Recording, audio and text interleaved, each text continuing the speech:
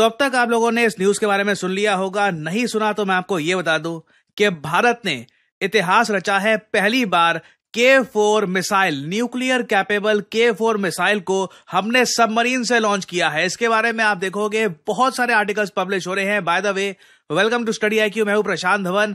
Now K4 ballistic missile, इसको हमने launch किया है INS अरिहंत से। जैसे आपको पता है, ये हमारी न्यूक्लियर कैपेबल एक सबमरीन है। इससे ये मिसाइल लॉन्च करना ऐतिहासिक है, क्योंकि भारत ने आज से पहले कभी भी इतनी लंबी रेंज का मिसाइल सबमरीन से टेस्ट फायर नहीं किया है।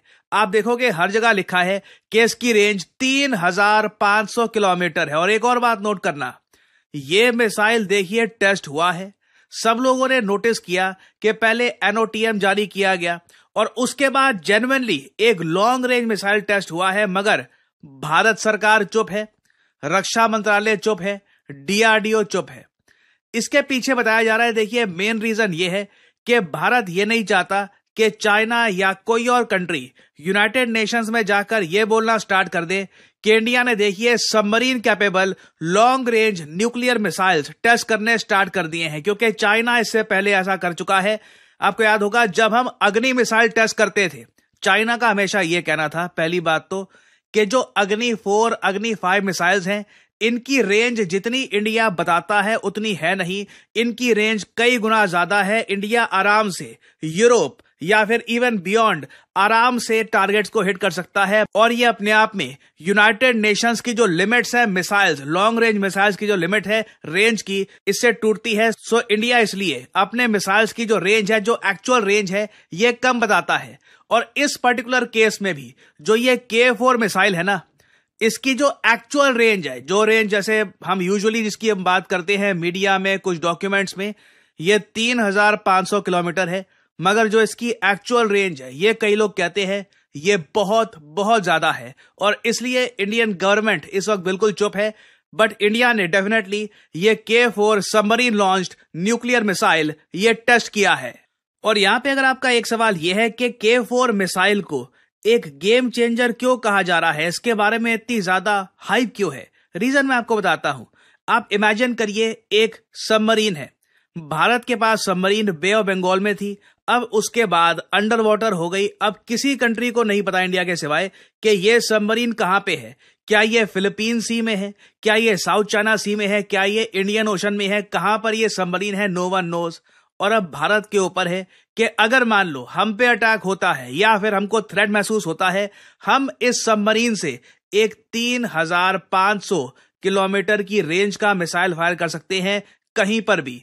और इससे देखिए हमको ये ताकत मिलती है कि दुश्मन को हम सरप्राइज कर ले। इस पर्टिकुलर केस में हम बात करते हैं चाइना की। चाइना को देखिए, अगर यह पता है कि अग्नि 5 मिसाइल भारत के उत्तर प्रदेश में है, हिमाचल प्रदेश में है, बिहार में है, तो वो सैटेलाइट में उसी के हिसाब से अपने S-400 मिसाइल डिफेंस सिस्टम, जी हां, चाइना के पास भी S-400 मिसाइल डिफेंस सिस्टम है, उसी तरीके से अपने मिसाइल डिफेंस सिस्टम को पोजीशन करेगा कि अगर ground to ground India launch करता है मिसाइल तो चाइना उसको रोक दे। अगर हम रफाइल से अपने मिसाइल फायर करने की कोशिश करते हैं टू चाइना, चाइना एक बार को हमारे जो रफाइल फाइटर जेट्स है उनको भी स्पॉट करके कुछ कर सकता है। बट जब चाइना को पता ही नहीं है कि इतने बड़े समुद्र में हमारी सबमरीन कहां पर है, कहीं से भी हमारी सबमरीन सरफेस हो सकती है और एक 3500 किलोमीटर की रेंज का मिसाइल ये लॉन्च हो जाएगा। What can you do? कोई भी कंट्री, ना सिर्फ चाइना, मैं कहूंगा कोई भी कंट्री एक submarine launched nuclear capable missile के सामने विवश हो जाएगी, अनलेस वो बहुत ज्यादा लकी हो जाती है कि जहां पे टारगेट किया था वहीं पर मिसाइल डिफेंस सिस्टम लगा रखा है और मिसाइल डिफेंस सिस्टम ने भी डिटेक्ट कर लिया वो मिसाइल, तो वो अलग बात है। बट ज्यादातर केसेस में K4 जैसा मिसाइल अपने टारगेट को 100% हिट करेगा। ऑब्वियसली हम नहीं चाहेंगे कि कभी हमें इस मिसाइल को यूज करना पड़े, पर जैसे आप लोग आज के समय देख पा रहे हैं, जो यूक्रेन में हुआ, रशिया पे आज के समय जैसे मिसाइल बरसाए जा रहे हैं, जो नॉर्थ कोरिया का केस है ये आप देख लीजिए, इजराइल का केस है, आज के समय you have to be prepared. अगर आप कमजोर हैं, अगर आपके पास ऐसे वेपन्स नहीं है, तो ये आपकी गलती है। यू आर वीक और आपकी वीकनेस का फायदा उठाया जाएगा। और हम इंडियंस को पता है इतिहास में हमने ये बात देखी है कि जब जब हम इंटरनली वीक हुए, जब जब हम बटे हुए थे, बाहर के लोगों ने आकर हैवी डैमेज पहुंचाया है हमको।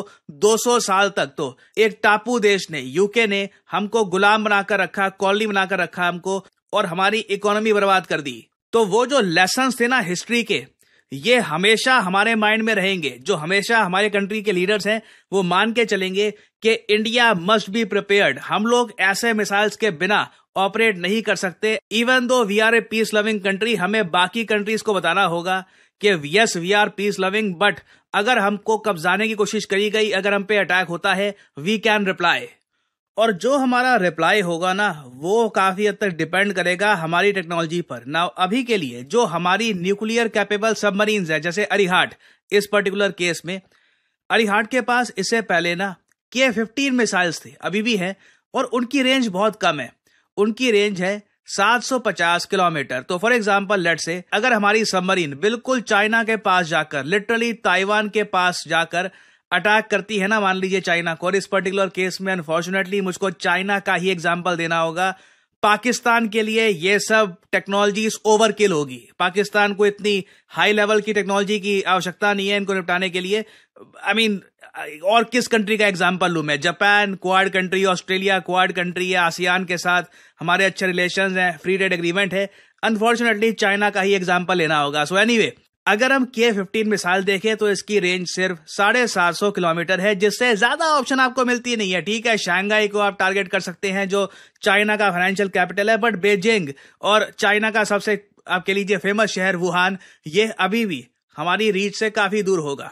नाउ इस रेंज को आप 750 से 3500 किलोमीटर पे, जो एटलीस्ट डॉक्यूमेंटेड जो रेंज हमको बताई जाती है, वहां पर आप लेके जाओगे ना, सडनली आप देखोगे आपके ऑप्शंस बहुत बढ़ जाते हैं। मान लीजिए आपकी सबमरीन यहाँ पे साउथ चाइना सी में है और 3500 किलोमीटर से ना बहुत ही आसानी से कंफर्टेबली आप बीजिंग को कर सकते हो टारगेट। आप चाइना के जो दूर दराज के रीजन्स हैं उनको कर सकते हो target. 3500 kilometres gives us a lot more options, और इसलिए K-4 मिसाइल को कहा जा रहा है एक गेम चेंजर। क्योंकि अभी मैं चाइना का एग्जांपल दे रहा हूं, कल को मान लो कोई भी देश होता है जो भारत के सामने खड़ा है, भारत को एक चैलेंज पोज कर रहा है, भारत को अटैक करने की कोशिश करता है, तो K-4 मिसाइल कब जाकर उसको हिट करेगा उस कंट्री को, that country will never even know. और दुनिया में जैसे आप लोग जानते हैं ऑलरेडी सिर्फ 9 देश है जिनके पास न्यूक्लियर मिसाइल्स हैं। उनमें भी आप अगर देखो तो गिनती के देश हैं जिनके पास ऐसी टेक्नोलॉजी है कि वो सबमरीन से long range nuclear missile fire कर सके। So India is in a very very elite club now. तो इस टॉपिक से रिलेटेड देखिए अभी बहुत सी डेवलपमेंट्स आएंगी। पहली बार हमने K-4 मिसाइल का टेस्ट किया। साथ साथ जो है ना मिसाइल टेक्नोलॉजी में पूरी दुनिया में आपको जो है एक एवोल्यूशन जो है इसमें दिखाई दे रहा है। हर कंट्री जो है वो अपनी सहूलत के हिसाब से या अपने डिफेंस के हिसाब से जो है आपको नजर आ रहा है कि भाई डिफरेंट टाइप्स के मिसाइल जो बना रहा है। अभी रिसेंट टाइम में मैंने जो है जो रशिया ने जो है बैलिस्टिक मिसाइल जो है वो टेस्ट किए थे यूक्रेन पे, लिटरली टेस्ट किए थे उन्होंने। तो वो मैंने देखे थे, मैं वो जिस तरह वो एक क्लस्टर मिसाइल्स की तरह जो बैलिस्टिक मिसाइल्स में जो क्लस्टर उन्होंने डाला हुआ था वो जाके गिरे, मैं देखकर वो हैरान था। वो ऐसे था जैसे आसमान से ना एक तरह की आग बरस रही है। और अभी जब ये देख रहा हूँ तो भाई नो डाउट इंडिया का डिफेंस जो है, क्योंकि अगर देखा जाए तो भाई चाइना के साथ इंडिया का काफी ज्यादा आपको जो है वो ऐसे तो यार बेटा मुझे बड़ी हंसी आई है, निपटा देंगे पाकिस्तान को। हाँ। और दूसरी बात मुझे हंसी वुहान, मतलब बीजिंग और शंघाई सबसे ज्यादा फेमस है, शैनज़ेन वगैरह। पीटी सर ने बड़े मजे से बोला सबसे ज्यादा फेमस वुहान।